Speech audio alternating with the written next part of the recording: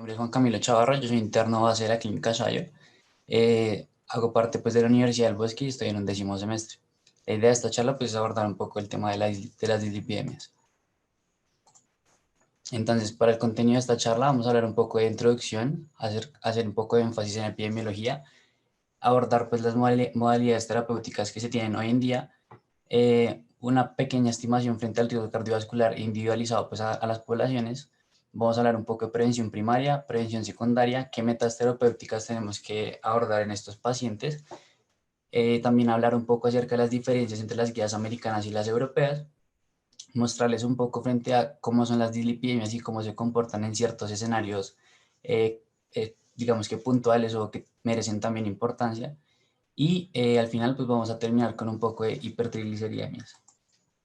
Entonces las dislipidemias por lo general son un trastorno clínico que comprende un gran rango de condiciones, las cuales se van a definir bien sea por la elevación de las lipoproteínas, LDL, VLL o la lipoproteína A y o triglicéridos. Esto se ha visto pues relacionado con un aumento del riesgo de enfermedad cardiovascular de origen aterosclerótico. Como bien se sabe pues anecdóticamente, la cascada aterosclerótica pues va a iniciar con el depósito de colesterol, especialmente con el depósito de lipoproteínas de baja densidad o lipoproteínas que sean ricas en el ApoB100. Esto va a terminar en un daño endotelial y lesiones de origen isquémico que también pueden ser favorecidas por otros factores como la hipertensión o pues la diabetes. Entonces de aquí surge el concepto de entre más bajo es mejor para la prevención de las enfermedades cardiovasculares. Para definir la prevención, digamos que es una serie de acciones, bien sean individuales o poblacionales, que se orientan a mitigar, minimizar eh, todos los factores de riesgo, bien sean individuales o poblacionales, de riesgo de enfermedad cardiovascular. Entonces aquí también es importante nosotros hacer educación en los pacientes frente a que la prevención, el diagnóstico y el tratamiento de estas enfermedades son unas estrategias indispensables no solo para el futuro de los pacientes frente a su morbimortalidad, sino que también está muy relacionado con salud pública, porque pues son enfermedades de alto costo. De epidemiología, pues sabemos que la aterosclerosis y todas sus complicaciones, en especial las isquémicas, son la primera causa de morbimortalidad en el mundo. En Europa hay una estadística de aproximadamente unos 4 millones de muertes por año, eh, y por lo general hay mayor mortalidad en mujeres que en hombres cuando son mayores de 65 años. Pero digamos que el escenario cambia en menores de 65 años porque los que son más incidentes son los hombres. Es una estadística que pues es muy similar aquí en Colombia, en donde es la primera causa de mortalidad en hombres en menores de 65 años, es la primera mortalidad en mujeres y es la primera mortalidad en mayores de 65 años. Y la segunda causa de mortalidad en todos estos grupos poblacionales es la enfermedad cerebrovascular. Entonces digamos que están muy relacionadas. Por lo general, pues se clasifican las dislipidemias en trastornos primarios y secundarios, los primarios entendidos como todas las causas genéticas que pueden elevar pues el perfil lipídico, y las secundarias relacionadas con todos esos factores de riesgo que nos pueden predisponer a un trastorno de los lípidos. En los países desarrollados, lo más frecuente que uno puede encontrar es que sea promovido por el sedentarismo y los malos hábitos saludables, pero también podemos encontrar la enfermedad renal crónica, la diabetes mellitus, la obesidad, el sobrepeso, el hipotiroidismo, el alcoholismo, el síndrome nefrótico, las enfermedades crónicas como las autoinmunes, incluso medicamentos como lo son los antirretrovirales, que pues también nos pueden generar como este aumento o estos cambios en el perfil lipídico. Que es, digamos, la primera conclusión de esto, es que lo más frecuente es que sean secundarios y precisamente son enfermedades que tienen manejo, que tienen prevención. Entonces, si nosotros hacemos una intervención frente a esos factores de riesgo, lo más probable es que ese paciente pueda, digamos, que resolver esa dislipidemia. De las modalidades terapéuticas que hoy en día se tienen, la principal son los cambios del estilo de vida. Digamos que ese va a ser el pilar base para poder manejar las dislipidemias. En el manejo farmacológico, lo más frecuente que nosotros usamos en la práctica clínica pues son las estatinas, y frente al manejo no estatina más frecuente son los inhibidores de la absorción del colesterol, los secuestrantes biliares, y hoy en día pues tenemos la disponibilidad de los inhibidores de la proproteína subtilicina quexina de tipo 9. También tenemos otras terapias emergentes que son el mipomersen y el inclisiran. Entonces, de los cambios del estilo de vida, pues la nutrición es el pivote para la prevención de la enfermedad cardiovascular, porque también no solo nos va a cambiar el perfil lipídico, sino también nos va a modificar factores como la tensión arterial y la glicemia. Existen varios, digamos que, dietas en la prevención cardiovascular. Sin embargo, la dieta mediterránea es la que mayor incidencia en eventos cardiovasculares ha tenido, y hoy en día pues es aprobada para la prevención primaria y secundaria. Tenemos el estudio PREMIER, que básicamente es un estudio multicéntrico aleatorizado en donde se buscó una intervención nutricional con la dieta mediterránea para la prevención pues, de enfermedad cardiovascular. Y esto fue un estudio que se llevó en España desde el 2003 al 2011. Una de las grandes conclusiones que dieron fue que cuando los pacientes incluían dieta mediterránea más aceite de oliva extra virgen o nueces en la dieta, tenían una disminución de aproximadamente un 30% de los eventos cardiovasculares mayores. Los cambios de peso también son importantes, que el paciente baje de peso. Esto lo podemos lograr recomendando la dieta junto con ejercicio, y lo importante es que tengan como un déficit calórico entre 300 y 500 kilocalorías al día. El consumo de omega 3, omega 6 y ácidos grasos insaturados también favorecen a que el LDL disminuya. Sin embargo, no le podemos decir al paciente que hay una restricción completa de los lípidos, porque eso también se asocia con una disminución del HDL. Entonces, una buena forma para que el HDL no baje es que el paciente consuma mucha fibra, ya que esta fibra puede ser un buen sustrato para la elevación del HDL. Y otra cosa también indispensable es la suspensión del tabaquismo. Los pacientes tienen que dejar de fumar, porque eso es un altísimo riesgo, pues es un factor de altísimo riesgo cardiovascular. Como ya les mencionaba, las estatinas son el tratamiento farmacológico más usado.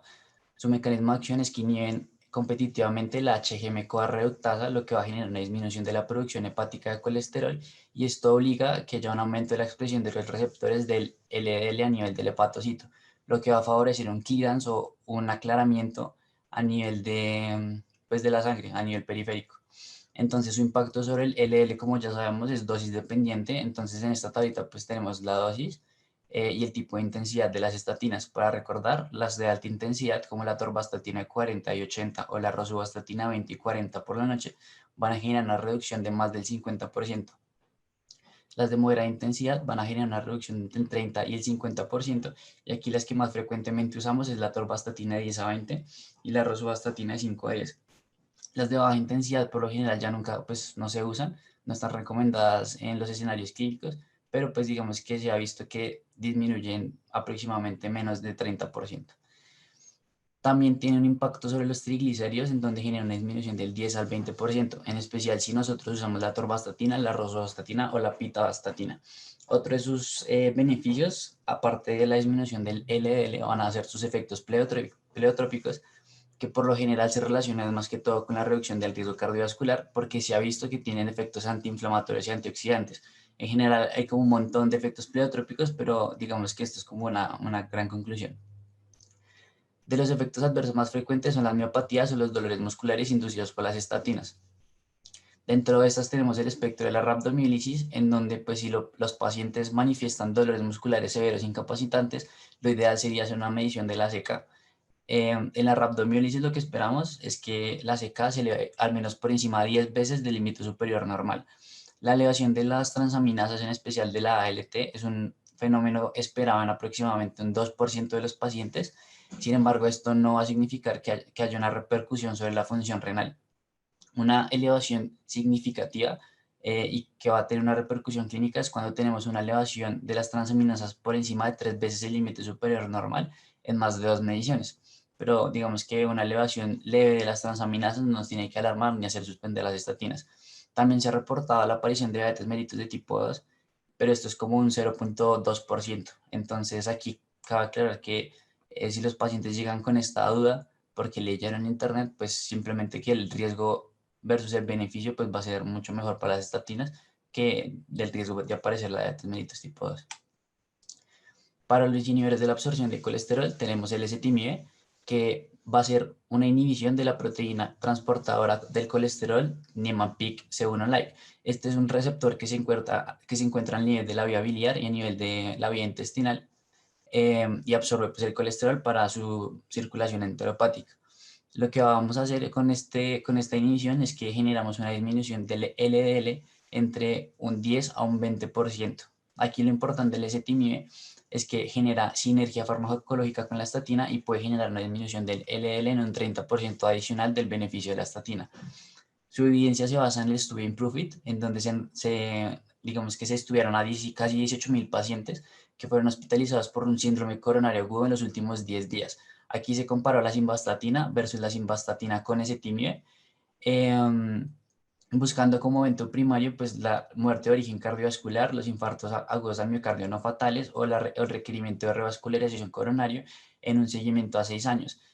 Digamos que el resultado global fue que se halló una reducción relativa del riesgo en un 6%, y una disminución pues mayor del LDL en comparación con el manejo con estatina solo. Entonces, de aquí sale como la recomendación de usar la terapia doble con estatinas.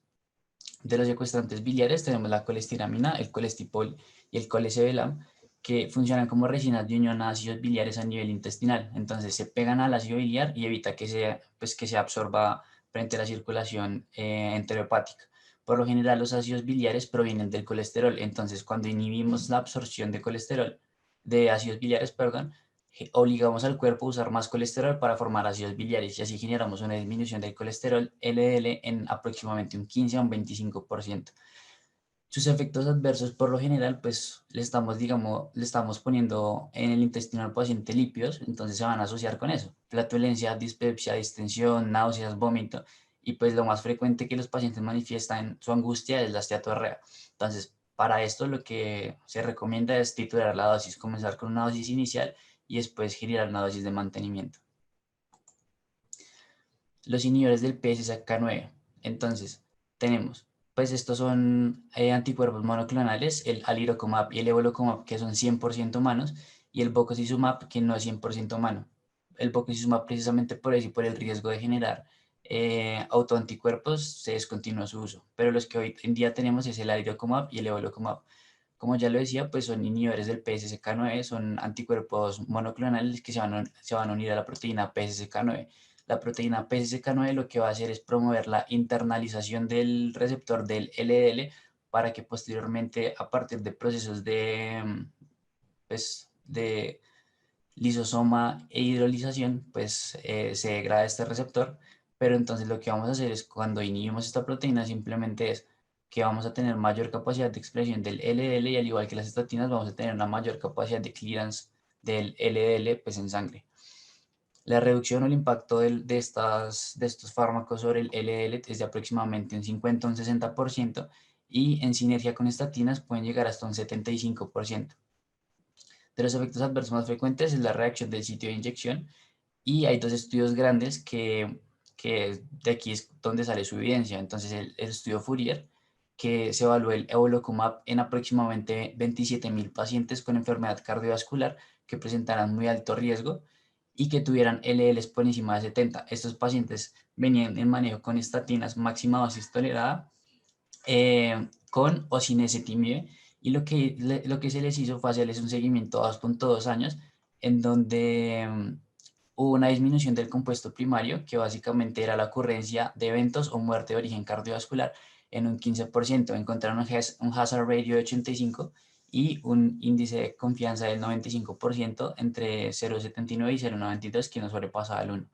El Odyssey Outcomes fue el estudio del alirocumab en donde se estudió a 19.000 pacientes que también venían con estatinas a dosis máxima toleradas, que venían con o sin ezetimibe y que eran hospitalizados por un síndrome coronario agudo. Se les hizo un seguimiento a 2.8 años en donde se evidenció un resultado muy similar, que era una disminución de los eventos cardiovasculares en un 15%, con un hazard ratio de 0.85 y pues un intervalo de confianza del 95% muy similar al Fourier. Entonces, a partir de aquí se determinó que tenían un buen impacto sobre el pronóstico de los pacientes de alto riesgo cardiovascular. Tenemos estas modalidades que, pues entre comillas, son nuevas, que es el mipomersen. Esto es un oligonucleótido antisentido. Lo que va a hacer es pegarse frente al ARN mensajero de todas las ApoB100, pues de la proteína ApoB100, y ese complejo va a servir como sustrato para que una ribonucleasa pues hidrolice el complejo y se evite la producción de todas las lipoproteínas que requieren de la ApoB100, es decir, LDL, VLL, lipoproteína A y en cierta concentración también el IDL. Es una terapia emergente hoy en día que se aprueba por la FDA para el manejo de la hipercolesterolemia familiar homocigota. El inclisiran es otra modalidad de inhibición del PCSK, pero esto funciona a nivel molecular. Tenemos que es un RNA de interferencia y simplemente va a silenciar el gen de la PCSK para que no se transcriba ni se traduzca. Hay varios estudios que ahorita están investigando el inclisiran, pero el Orion 11 es uno de los más grandes. Se incluyó a 1.600 pacientes que tienen enfermedad cardiovascular aterosclerótica o que tenían riesgos cardiovasculares equivalentes y que venían con estatinas a dosis máxima tolerada con o sin ezetimibe. A estos pacientes se les dio inclisiran y la variable clínica primaria era muerte cardíaca, signos o síntomas de paro cardiorrespiratorio, infarto no fatal y hace esto ocurrió en un 7.8 en el brazo del inclisiran versus un 10.3% del brazo del placebo.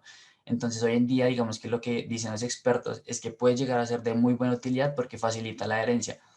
Este inclisiran se puede dar 2 veces al año, es decir, cada 6 meses, mientras que los biológicos se puede dar entre dos, o sea, 2 veces al mes o una vez al mes. Entonces puede facilitar la adherencia a los pacientes.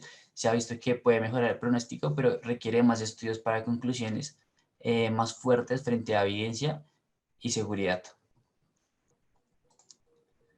Esto es como un resumen de cómo hacen sinergia los medicamentos. Entonces ya sabemos pues, el resultado de las estatinas de moderada intensidad y las de alta intensidad. Cuando se combinan las estatinas de alta intensidad con ezetimibe, podemos tener una reducción casi que del 65%. El inhibidor del PCSK9 solo va a reducir un 60%. Si le agregamos estatinas, un 75%. Pero si aparte de las estatinas le ponemos ezetimibe, podemos hacer una reducción del 85%. Entonces, para hablar un poco frente a la estimación del riesgo cardiovascular, lo primero es definir qué es el riesgo cardiovascular y básicamente es la probabilidad de que una persona o una población haga eventos cardiovasculares en un periodo de tiempo estimado. ¿Por qué es importante clasificar a los pacientes según el riesgo cardiovascular? Porque nos va a identificar la magnitud de la intervención que nosotros tenemos que hacer en ese paciente para mitigar todos los factores de riesgo y evitar que haga un evento cardiovascular cercano. Hay un montón de sistemas. Esos sistemas son dependientes pues, de modelos matemáticos en donde incluyen factores de riesgo como la edad, la raza, la hipertensión, los niveles de LDL, un montón de variables que van a dar ciertos puntajes. Pero lo importante de acá es que pues, tener ciertas escalas ya predeterminadas. Se han descrito pues, la escala de Framingham, que es la que avala la guía colombiana y nos dice que tenemos que hacerlo o multiplicarlo por un factor que es 0.75 al resultado que nos dé. Tenemos el SCORE, que es la que avala la guía europea, tenemos el PROCAM, tenemos la escala de la AJA, que pues, es de la guía americana. De aquí la primera conclusión de esta positiva es decir que la estimación perfecta no existe. No hay una escala que me predica en un 100% si una persona va a tener un riesgo cardiovascular en 10 años, por ejemplo. Entonces aquí lo importante es que las escalas siempre sean válidas a la población a la cual nosotros vamos a aplicarla. Es decir, si por ejemplo la americana me sobreestima el riesgo aquí en Colombia, pues lo ideal sería no usarla. Pero pues digamos que se podría llegar a extrapolar. Entonces es importante individualizar a estos pacientes porque no todas las poblaciones se van a beneficiar del uso de las calculadoras. Hay poblaciones que ya de entrada son de alto riesgo por sus factores individuales y no, pues no hay necesidad de tener que calcularles nada. Y la segunda conclusión de esta diapositiva es que estas escalas o estas calculadoras van a ser más útiles en pacientes que son aparentemente sanos. ¿Por qué? Porque vamos a coger todos los factores individuales, los vamos a sumar y vamos a sacar un factor de riesgo global. ¿A qué pacientes idealmente deberíamos tamizar? A los pacientes por encima de 40 años que sean hombres, a mujeres por encima de 50 años y mujeres posmenopáusicas. Entonces, esta es una tabla adaptada de la guía europea, en donde nos hace la clasificación entre muy alto riesgo, riesgo moderado o riesgo bajo. El riesgo muy alto va a estar dado por los pacientes que tienen enfermedad cardiovascular documentada, bien sea clínica o bien sea con imágenes predictivas de eventos fatales. ¿Cuáles son esas imágenes? Son arteriografías coronarias, angiografías por TAC, que en ambas presenten, por ejemplo, estenosis significativa de los vasos coronarios, que tengan enfermedad multivaso, que tengan evidencia de arterias epicárdicas con compromiso del más del 50% de su lumen, que haya compromiso hemodinámico en ecografías de la carótida o de las femorales, por ejemplo. También los pacientes que tienen diabetes, bien sea con microalbuminuria, con nefropatía, con retinopatía o con neuropatía, son pacientes que entran de muy alto riesgo. La enfermedad renal crónica estadio 4 y estadio 5. Si el cálculo del score le da por encima del 10%, también es de muy alto riesgo. O pacientes que tengan diagnóstico de hipercolesterolemia familiar y que tengan algún otro factor de riesgo mayor. De los de riesgo alto vamos a incluir los pacientes que tienen factores únicos de riesgo aislados, por así decirlo, es decir, pacientes con hipertensión arterial no controlada, que tengan LDLs sumamente altos, por encima de 190, colesterol total por encima de 310, por ejemplo, que tengan antecedente de hipercolesterolemia familiar, pero que no tengan ningún otro factor, una diabetes sin órgano, sin daño en órgano blanco, o diabetes de larga duración, que por lo general se consideran por encima de los 10 años, la enfermedad renal crónica estadio 3, o un score de 5 al 10%. Los de riesgo moderado básicamente son pacientes con diabetes jóvenes, es decir, diabetes mellitus tipo 1 antes de los 35 años, tipo 2 antes de los 50 o diabetes, digamos que de corta duración, entre comillas. El score de 1 a 5% y el bajo riesgo son los pacientes que no tienen ninguno de estos factores de riesgo y que tienen un score por debajo del 1%. Entonces, de las técnicas imaginológicas no invasivas nos pueden detectar o estimar la extensión y las consecuencias del daño aterosclerótico. La que más, digamos, impacto tienen en las guías son estas dos, que es el calcio arterial coronario por TAC y las placas ateroscleróticas por ecografía, bien sean de la carótida o de la femoral. El CAC por lo general da un muy buen estimado a la carga aterosclerótica y hay varios estudios que la asocian con eventos cardiovasculares, mientras que la ecografía también es muy buena predictora y puede tener una utilidad y validez comparable con el CAC cuando pues en las instituciones no contemos con este recurso. Estas técnicas, digamos que son muy útiles en pacientes que son asintomáticos y que tienen un riesgo moderado o bajo. ¿Por qué van a ser útiles? En general no van a disminuir la mortalidad, pero lo que sí facilita al médico es poder discriminar y reclasificar ese riesgo, es decir, nos va a cambiar la conducta médica. Por ejemplo, si un paciente nosotros lo consideramos que es de bajo riesgo, pero le hacemos un CAC y ese CAC está por encima de 100 puntos, ese paciente ya no es de bajo riesgo, sino va a ser de riesgo alto o riesgo muy alto, y ese paciente entra al cual no le estamos considerando iniciar estatinas, ahora sí le tenemos que iniciar estatinas. Entonces es importante porque nos va a cambiar y modificar la conducta médica. El abordaje de la AJA como que nos diferencia la población entre prevención primaria y prevención secundaria. Aquí la prevención primaria hace énfasis a mitigar la aparición del primer evento cardiovascular. En esta, digamos que ese es el algoritmo que ellos recomiendan, pero a términos de resumen, por así decirlo, vamos a tener tres poblaciones de importancia.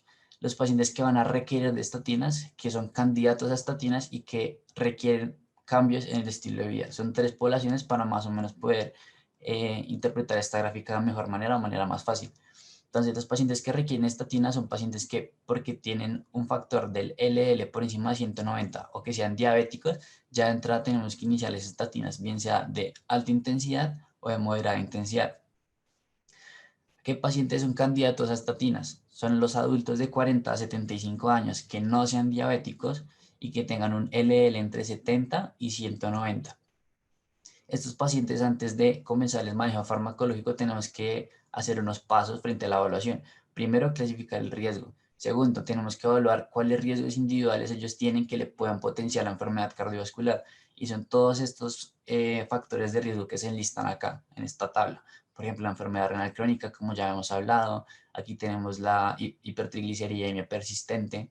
Incluso la proteína C reactiva por encima de 2 también puede ser riesgo, pues, potenciador de un riesgo cardiovascular. Lo que tenemos que hacer con los pacientes siempre es intensificar los cambios del estilo de vida y siempre hablar de la preferencia del paciente. ¿Por qué? Por los efectos adversos y por las posibles interacciones medicamentosas que podamos tener. Entonces, una vez nosotros hagamos la clasificación del riesgo cardiovascular, vamos a identificar a los pacientes de bajo riesgo. Los pacientes de bajo riesgo simplemente se benefician de continuar un estilo de vida saludable. Los de borderline y los de intermedios, podemos hacer la discusión con el paciente, identificar todos estos riesgos potenciadores de enfermedad cardiovascular y a partir de ahí, pues nosotros vamos a determinar si iniciar o no iniciar estatinas de moderada intensidad. Si nosotros aún nos queda la duda y estamos como entre su merced y mi señora, si vamos o no a iniciar las estatinas, lo que podemos hacer es hacer una imagen. Entonces podemos pedirle el calcio arterial al paciente y si tiene un calcio por encima de 100, le vamos a iniciar estatinas. Si lo tiene en cero, perdón, pues no se beneficia porque ya sabemos que es de bajo riesgo. Y a los de alto riesgo, que es por encima del 20%, no tenemos que entrar en ninguna discusión e iniciar estatinas de alta intensidad para hacer una disminución del más del 50% de entrada. Y aquellos pacientes que requieren cambios del estilo de vida son los niños y adultos jóvenes. En estos pacientes es muy importante educarlos frente a los buenos hábitos saludables para prevenir y reducir los eventos cardiovasculares, pues digamos que en un futuro lejano, por así decirlo. En estos pacientes también, si tenemos dislipidemias, es importante identificar factores de riesgo para el diagnóstico de hipercolesterolemia familiar. Si hacemos el diagnóstico, pues iniciar el manejo. Esta es la tabla también de la AJA en donde nos habla de la prevención secundaria. Ya, pues, la prevención secundaria entra en los pacientes que son que tienen enfermedad cardiovascular aterosclerótica clínica. Entonces, la recomendación global para estos pacientes es que de entrada tenemos que iniciar estatinas de alta intensidad para disminuir un 50% de las LDL. Sin embargo, ellos nos dicen clasifíquelo en paciente de muy alto riesgo o en paciente que no está en muy alto riesgo. El muy alto riesgo se va a definir como dos eventos cardiovasculares mayores o un evento cardiovascular mayor y otro factor de riesgo adicional. Entonces nos dicen, si el paciente no es de muy alto riesgo y tiene menos de 75 años, lo que podemos hacer es iniciar estatinas de alta intensidad, como está la recomendación global. Si el paciente no tolera dosis altas, usar dosis moderadas, pero lo importante es tener las estatinas a la dosis máxima tolerada. Y si ese paciente no mejora o digamos que no llega a la meta que la AJA nos propone, 70 miligramos por decilitro, podemos agregar ese TIME. Si nos damos cuenta, esta recomendación nace a partir del estudio Improve y es una recomendación de clase 2B. En los pacientes de 75 años tenemos como un hueco más de mayor penumbra, porque por lo general los pacientes que se incluyen en los estudios son pacientes menores de 75 años, pero con la poca evidencia se ha evidenciado que las estatinas de moderada intensidad o las de alta intensidad no son como muy diferentes entre ellas. Entonces, en estos pacientes mayores de 75 años, lo más razonable sería iniciar estatinas de moderada intensidad porque van a ser más susceptibles a efectos adversos y aparte de eso, pues ya son pacientes polimedicados, entonces pueden tener más interacciones. Pero si el paciente cumplió 75 años y ya venía tomando estatinas de alta intensidad, pues lo podríamos continuar sin ningún problema. En los pacientes que son de muy alto riesgo cardiovascular, ya deben estar con las estatinas de alta intensidad. Si las estatinas de alta intensidad no logran el objetivo, que es tener un LL por encima de 70, podemos agregar ese TIMIB. Y en estos casos, como prevención secundaria en muy alto riesgo cardiovascular, la AJA sí recomienda el inicio de los inhibidores del PCSK9. En estos casos, cuando el paciente tenga un LL por encima de 70 o un colesterol no HDL por encima de 100, podemos iniciar el PCSK9. Pero aquí nos hacen una recomendación clase 1 que nos dice, si ustedes van a iniciar inhibidores del PCSK9, coméncele antes ese TIMIB. Esta recomendación no es una recomendación de evidencia. ¿Por qué? Porque en el Fourier y en el Odyssey eran pacientes que venían o no con ese TIMIE. Es decir, no había como un manejo escalonado de que los pacientes siempre tenían que tener ese TIMIE antes de los inhibidores del PCSK9. Esta recomendación nace a partir de que el ezetimibe por lo general, junto con la estatina, puede mejorar en la gran mayoría de pacientes ese objetivo de tener el LL por debajo de 70. Y hay una gran minoría que no lo consigue. Entonces, a esa gran minoría son los que se van a beneficiar de los inhibidores del PCSK9 porque son terapias que son muy caras y son poco disponibles.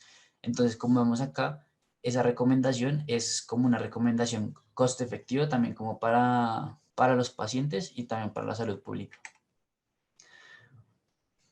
Una vez nosotros empezamos el manejo del paciente, siempre tenemos que trazarnos unas metas y unos objetivos. Lo primero que tenemos que tener en cuenta es que los pacientes van a responder al tratamiento siempre diferente. Es decir, un paciente me puede responder con dieta, mientras que el otro no. Entonces siempre tenemos que individualizar las metas y las necesidades de cada paciente.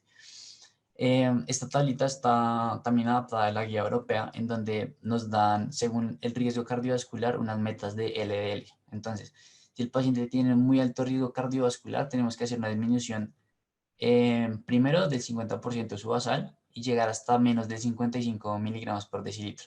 Si es un riesgo alto, también una disminución del 50%, pero aquí las metas van a ser por debajo de 70. En el riesgo moderado no nos dan una meta relativa, sino nos dan una meta absoluta que es menos de 100 y en el riesgo bajo pues menos de 116. El LDL es el objetivo primario porque también los estudios han evidenciado la reducción del riesgo cardiovascular a partir de las mediciones del LDL. Se tienen otras mediciones como la del colesterol, no el HDL, perdón, y el colesterol ApoB.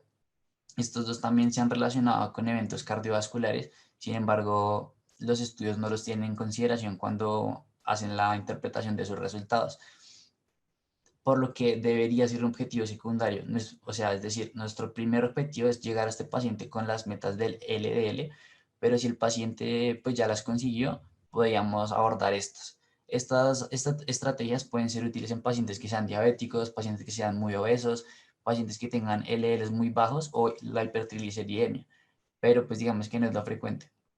Si vamos a usar alguna de estas dos, lo ideal sería usar la ApoB, pero pues digamos que aquí está la tabla con las metas de cada uno.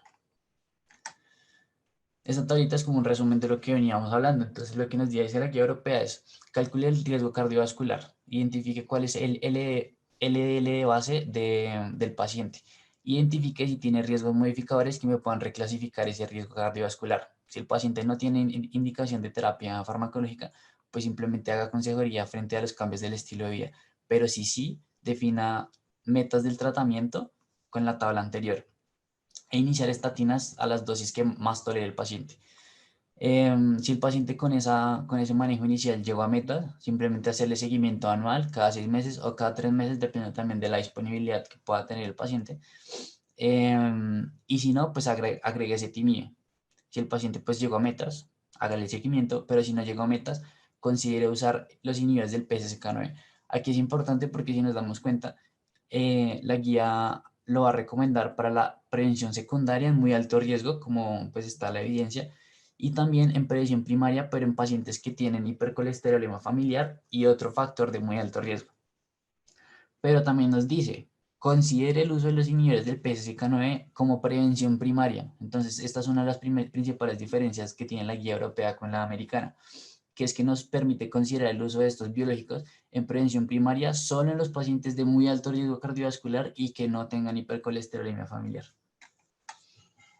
Otras cosas que también tenemos que llegar con los pacientes es que se adecuen a un buen plan de nutrición, es decir, la dieta mediterránea, la dieta DASH, actividad física al menos unas 3 veces a la semana e idealmente de 150 a 300 minutos por semana, que tengan una duración del sueño entre 6 a 8 horas por noche y también mitigar todo lo que son los problemas de enfermedad mental, psiquiátrica, depresión, ansiedad, abuso de las sustancias, porque también se relacionaba con aumento del riesgo cardiovascular y cesar el tabaquismo también es indispensable.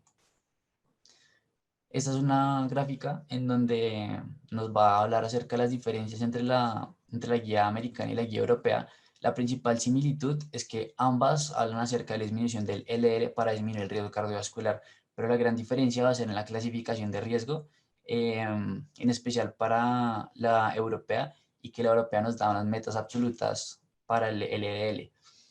Entre el asesoramiento del riesgo, pues el score y la escala de la AJA pues están recomendadas por ambas porque pues es una predicción a 10 años. Una de las limitaciones del score es que en la cohorte de sus pacientes no incluyó diabéticos y solo hacía la predicción de eventos fatales, pero los no fatales casi que no los tenía en cuenta. Entonces era una predicción casi que de mortalidad. Y aquí surge como la gran paradoja que se ha venido pues discutiendo, y es que si nosotros tenemos un riesgo de predicción que solo se centra en la mortalidad y no en el primer evento cerebrovascular o cardiovascular, pues digamos que no nos sirve mucho para hacer la prevención, pero pues digamos que se deja ahí como en el tintero. Lo segundo es la clasificación de riesgo.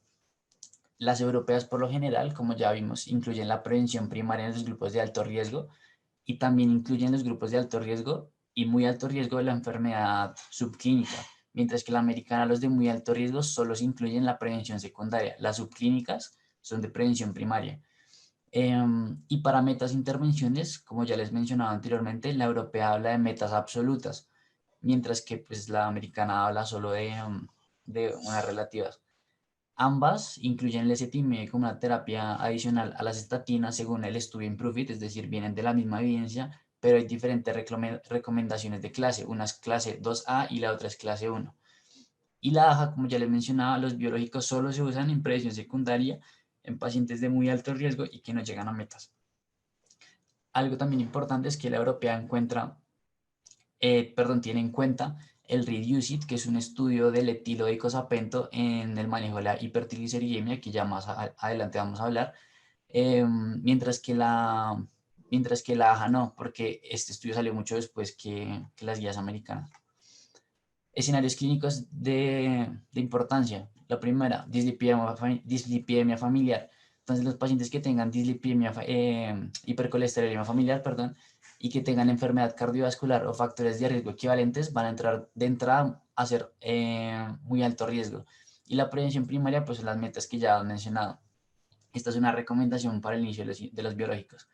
Mujeres, lo importante es no usar manejo de hipolipemiantes antes, durante ni después del embarazo, por todo el problema de la lactancia.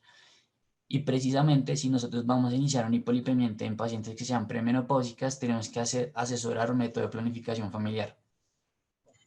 Lo tercero es que los pacientes que sean o que tengan antecedentes de menopausia prematura, es decir, antes de los 40 años, o tengan eventos especiales en el embarazo o el puerperio, llámese hipertensión arterial, síndrome de HELP, preeclampsia, de diabetes gestacional, hipotiroidismo gestacional, van a ser potenciadores de enfermedad y nos van a facilitar, o bueno, deberíamos reclasificar esos pacientes. Los adultos mayores se definen por encima de los 65 años. En los menores de 75 años tenemos que hacer el manejo de prevención primaria, pues según el cálculo de riesgo cardiovascular. Si son mayores de 75 años, lo que ya les decía, tenemos que considerar siempre el riesgo-beneficio de iniciar manejo farmacológico. En el síndrome coronario agudo y la necesidad de intervención coronaria percutánea. Entonces, como inicio de la prevención secundaria, lo ideal es que nosotros, una vez tengamos hospitalizado al paciente, hagamos el inicio de las estatinas dentro del primer al cuarto día. Y como recomendación 2A, podemos considerar dar una carga periprocedimiento con estatinas de alta intensidad si ese paciente pues va a ser sometido a una PCI, bien sea inmediata o electiva. Entonces, digamos que lo podemos tener en cuenta. Frente a los ácidos isquémicos, es una población que tiene una altísima recurrencia de eventos cardiovasculares mayores, entonces la prevención secundaria es muy importante en estos pacientes y nunca puede faltar. Para la falla cardíaca y la enfermedad valvular, por lo general no hay evidencia de que el inicio de estatinas vaya a ser una prevención de la falla cardíaca de origen isquémica, por lo que si no hay otra indicación para dar estatinas no se debería dar, al igual que los pacientes que tengan esclerosis valvulares. El inicio de estatinas no va a disminuir la progresión de la valvulopatía, entonces si no hay otra indicación, no deberíamos darla. Para la enfermedad renal crónica, lo que ya les había dicho, estadio 3 es alto riesgo, estadio 4 y estadio 5 son de muy alto riesgo y requieren de inicio de estatinas, pero a los pacientes que tengan ya un estadio de terapia de reemplazo renal y que no tengan evidencia clínica de enfermedad cardiovascular, no se les debería dar estatinas. Y ya para finalizar, vamos a hablar de la hipertrigliceridemia. Como tal, esta se va a definir con triglicéridos por encima de 150 miligramos por decilitro y se va a clasificar bien sea en moderada o severa. Moderada de 150 a 500 y severa por encima de 500. La hipertrigliceridemia es un potenciador del riesgo cardiovascular porque se ha asociado a mayores eventos cardiovasculares. Esto por lo general es porque hay un aumento de la ApoB100, es decir, del LDL, del VLL y de la lipoproteína A, y pues claramente van a ser desencadenantes de eventos cardiovasculares. Otra consideración es que la hipertrigliceridemia severa se asocia con pancreatitis aguda y pancreatitis crónica.